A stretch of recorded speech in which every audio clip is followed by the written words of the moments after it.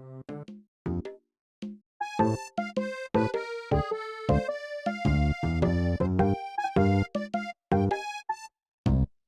bienvenue dans les actualités animées de cette semaine.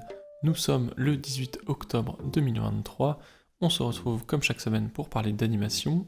Cette semaine, le gros thème de l'émission, ce sera les rencontres de la création de Fontevraud. C'est un cycle de conférences qui est organisé pour rencontrer des réalisatrices et pour parler de comment on écrit et comment on conçoit des films. Je reviendrai plus en détail dans la suite de l'émission. La première actualité un petit peu amusante et nostalgique qu'on a, c'est 2 reboots de séries très célèbres d'animation qui vont revenir sur nos écrans dans les prochaines années. La première, les plus anciens d'entre vous s'en souviendront peut-être, c'est la saga des Il était une fois la vie, il était une fois l'histoire, il était une fois le corps. C'est des grandes sagas d'animation didactique et explicative pour comprendre la science et le monde aux enfants. Et ça va être relancé dans le courant de l'année prochaine avec un nouveau graphisme. Comme vous pouvez le voir, on retrouve les personnages un peu iconiques, le sage à la grande barbe, le petit virus avec les gros nez, mais dans un style résolument 2D très moderne, avec ces designs qu'on reconnaît un peu plus faits en numérique, probablement de la Puppet, alors que la vieille série était faite en tradi avec des beaux décors en peinture. Toujours un petit peu de nostalgie dans mon cœur pour Il était une fois. Et la seconde saga qui va être reprise, c'est la saga de Martin Mystère. Vous serez peut-être surpris du visuel qui est présenté ici, car ça va devenir une série de 3D manifestement. Moi j'étais très habitué dans mon enfance à regarder Martin Mystère en 2D, sa belle crête, sa petite chemise avec des flammes, et c'était de la 2D un peu à l'américaine, donc c'était charmant. Ça va être un reboot avec un tout nouveau graphisme, ce qui en fait n'est pas surprenant, car Martin Mystère, à la base, c'est une bande dessinée assez indépendante, plutôt pulp, italienne des années 70-80, et donc, même la version que moi j'avais en tête, c'était quelque chose de très différent, et adapté à son public des années 2000. Du coup, voilà, une série adaptée pour le public des années 2020.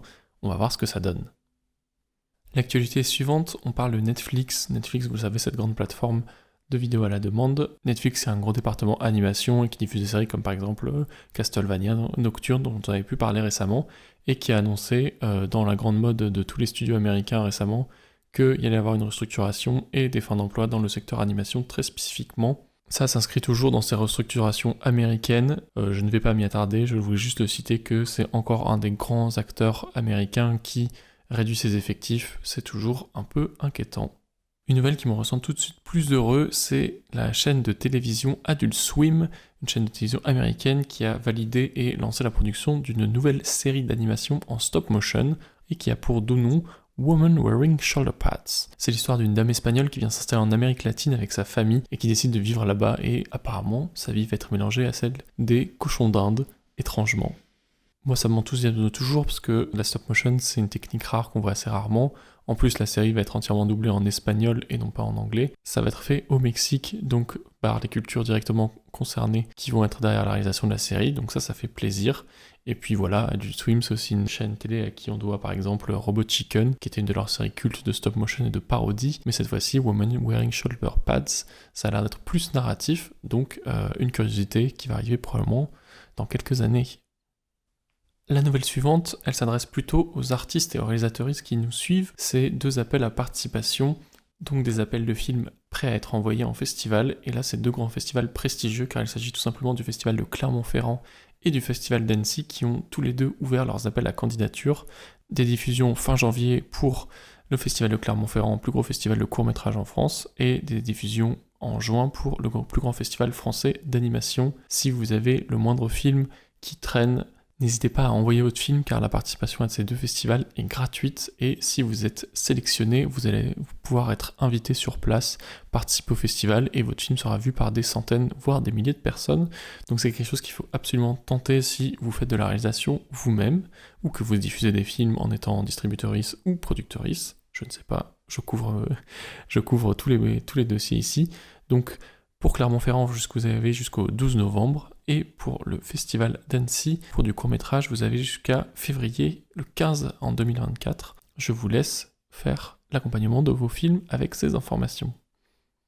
La nouvelle suivante, c'est une projection dont je me serais beaucoup voulu de ne pas parler ici. C'est une projection de court-métrage par le collectif Décolonisons l'animation, un collectif antiraciste actif depuis plusieurs années dans le milieu de l'animation, et c'est une de leurs premières projections publiques accompagnée par la résidence Do Not Disturb à Arles, qui aura lieu ce vendredi 20 octobre. et qui sera accompagné par la réalisatrice Julie Daravanchea. C'est un ensemble de courts-métrages par des personnes racisées et qui parlent de questions d'immigration et de qu'est-ce que c'est qu'être une personne racisée en France. C'est rare d'avoir ce genre de projection avec des films délibérément politiques et pour adultes qui sont diffusés, encore plus en présence de réalisatrices. Donc ça fait très plaisir. Si vous êtes à Arles dans la région, n'hésitez pas à y assister. Et si vous êtes programmatrice dans une salle de cinéma ou peut-être dans un ciné-club quelque part, n'hésitez pas à contacter le collectif des connaissances en animation pour pouvoir continuer la diffusion de ces films. Une autre projection très intéressante, c'est une projection qui est faite dans le cadre de la fête de l'animation dont je vous avais parlé la semaine dernière. C'est la soirée de célébration du prix Émile Reynaud, un prix qui est donné à des créations d'animation. C'est organisé à l'occasion des 40 ans de l'Agence française du court-métrage, et donc ça va être 7 films qui vont être projetés au 7 Parnassien, un cinéma parisien. C'est l'occasion de faire un retour et de voir jusqu'où on est allé avec l'animation, de comprendre d'où on vient et où on va.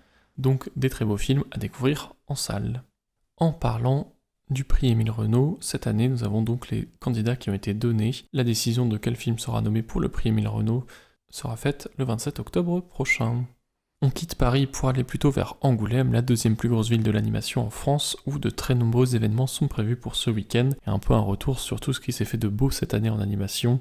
Je repère ici Sirocco, Mon ami robot que j'ai très hâte de voir, Linda veut du poulet dont je parlais juste avant, et aussi Mars Express avec des personnes de l'équipe, sachant que ce n'est pas le seul événement qui se passe à Angoulême ce week-end, car nous avons également le FINECA. C'est le Festival international des nouvelles expériences du cinéma d'animation. On pourra y assister à des projections surtout de courts-métrages, mais aussi d'œuvres artistiques qui mélangent les genres, c'est-à-dire de la VR, de la XR, de l'installation. XR, si vous n'êtes pas familier avec le terme, ça veut dire de l'Extended Reality, c'est un terme englobant toutes les technologies réalité virtuelle. Il y a un joli programme, je crois que c'est gratuit et qu'il y aura des beaux films très récents, donc n'hésitez pas à y aller si vous êtes vous-même angoumoisin, angoumoisine. Je vous passe également à l'écran quelques-uns des événements qui se passent en ce moment en France dans différentes médiathèques et lieux culturels. Vous verrez qu'ils sont très nombreux, il y a beaucoup d'installations et d'ateliers pour découvrir les métiers de l'animation, mais aussi la création telle qu'elle est actuellement. Si vous ne pouvez pas vous déplacer dans des événements, il y a aussi beaucoup d'animations en ligne qui sont soutenues sur des plateformes de SVOD. Arte, qui comme d'habitude est un grand diffuseur de courts-métrages sur YouTube ou sur son site qui est gratuit pour en grande partie. La plateforme Benchy, qui elle est spécialisée dans le film pour enfants, c'est-à-dire beaucoup de petits courts-métrages et de séries jeunesse sympathiques. Il y a aussi une plateforme que je ne connaissais pas, la plateforme Cube, sur la culture bretonne, avec beaucoup de courts-métrages. Là, c'est entièrement libre et gratuit. Et enfin, qui dit court-métrage dit forcément l'Agence française du court-métrage et sa plateforme de VOD qui a été créée il y a quelques années, Bref Cinéma, qui rassemble quelques centaines de courts-métrages, dont une petite partie d'animation qui sont visionnables directement en ligne. Voilà, c'est un peu pour compléter votre fête du cinéma d'animation si vous ne pouvez pas trop vous déplacer. Et pour finir, nous avons comme sujet cette semaine les chemins de la création à Fontevraud. Les chemins de la création, c'est une rencontre qui a lieu chaque année dans la région de la Loire, à l'abbaye de Fontevraud, un très beau lieu culturel. Parallax, cette année, a pu y assister, et donc je vais vous raconter un peu ce qu'on y a vu. C'est des très belles rencontres pour parler de la création, l'écriture et le développement de films. Fontevraud, c'est aussi un endroit où il y a des résidences. Chaque année, il y a 2 résidences de 1 mois chacune réparties dans l'année pour permettre à des nouvelles voies de l'animation d'émerger. L'événement a commencé naturellement par une présentation des projets en développement en cours et des rencontres avec les réalisateurs, ce qui était très sympathique. Pendant le cycle de conférences qui durait donc 2 jours, on a eu plusieurs conférences qui étaient dédiées à de la technique. Une conférence sur la représentation de l'élément aquatique selon les techniques, la 2D, la 3D, la stop motion, comment chacune prenait des significations différentes selon la pratique qu'on avait, qu'elle soit physique, dans la simulation, ou dans le laisser-aller de l'animation 2D par exemple. On avait aussi d'autres conférences plus techniques sur comment réaliser des clips d'animation, ou bien comment l'intelligence artificielle peut être utilisée de manière technique pour faire de l'animation ou du concept art, mais aussi une réflexion plus large portée par les organismes qui sont derrière en sortant de l'école et première page, 2 projets qui permettent à des personnes récemment sorties d'études de faire leur première réalisation d'animation professionnelle. C'est des très beaux projets pour permettre à des personnes de se lancer dans une carrière de réalisatrice, et c'était émouvant d'en entendre parler. Et dans un deuxième temps, nous avons eu beaucoup de présentations sur des productions en cours ou proches d'être terminées. Un très beau projet de série que j'ai particulièrement adoré moi, c'est Samuel d'Émilie Tronche. C'est l'histoire d'un jeune garçon, Samuel, qui a du mal à exprimer ses émotions à l'oral, donc qui a tendance à les raconter par l'écrit dans son journal intime, mais aussi par le chant, par la danse, et qui va nous inviter dans son quotidien. C'est fait dans une animation très simple, très brute presque, mais qui raconte si bien les sentiments de cette époque, et vraiment c'était une conférence extrêmement émouvante. La série sera diffusée en ligne courant 2024. On a eu aussi de très nombreuses nouvelles sur des longs métrages en production. Le long métrage Melville, un polar monté par Romain Renard et Furcy Tessier, qui s'intéresse à une ville maudite quelque part aux États-Unis qui s'appelle Melville, et où un héros qui a perdu l'amour de sa vie quelques années plus tôt dans cette ville dans une catastrophe doit revenir et un peu faire face à ses démons. Le film suivant dont il a été question, c'était In Ways de Fung Mai Nguyen, un très beau film de romance sur le surf et sur la culture hawaïenne. C'est des très belles images de 2D, c'est fait sur gris pencil et des nouveaux outils pour permettre cette très belle simulation de l'eau et de l'environnement. Autre projet dont il a été question, Eugène de Anaïs Cora. Eugène, c'est un polar, un film de traque sur un personnage historique qui s'appelle Eugène. Ça avait été adapté en 2017 sous la forme d'une série qui s'appelait The Man-Woman Case par Anaïs Cora, qui a souhaité actuellement transformer cette histoire en un long métrage d'animation. Vous pouvez le voir selon les images, c'est vraiment du policier très noir, très sombre. Et je me suis demandé comment actuellement on pouvait traiter ce genre d'histoire d'un personnage trans pour le grand public en France sans créer des images qui soient extrêmement dures à voir pour les personnes les plus concernées, les personnes trans. Mais la réalisatrice nous a un peu rassurés en disant qu'elle travaillait avec le collectif Représente Trans à la fois pour l'écriture et pour le casting des voix qui participeraient au long métrage, donc on espère le mieux.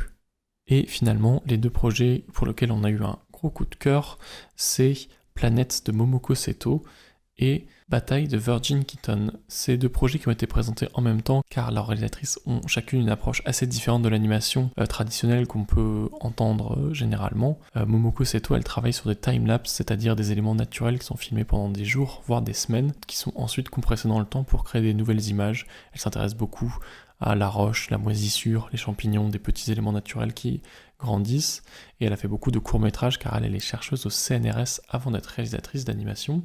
Planète, son futur long métrage, sera donc l'histoire de graines de pissenlit qui cherchent leur place dans le monde et qui se baladent dans le cosmos, l'occasion de mettre toutes ces images en œuvre. De l'autre côté, nous avions Virgin Keaton qui travaille sur son long métrage Bataille.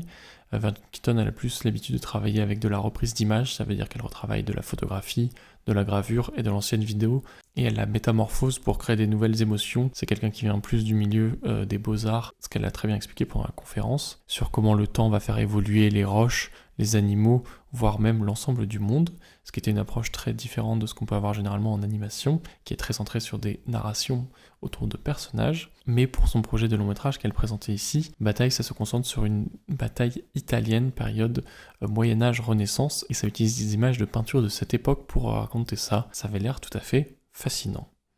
Et ça va conclure tout ce que j'ai à vous dire sur les conférences de Fontevraud. C'est un rendez-vous annuel, l'événement est gratuit, mais c'est un peu dur d'y accéder parce que géographiquement c'est dans un endroit un peu éloigné. Si l'événement et les rencontres vous intéressent, n'hésitez pas à considérer d'y aller l'année prochaine.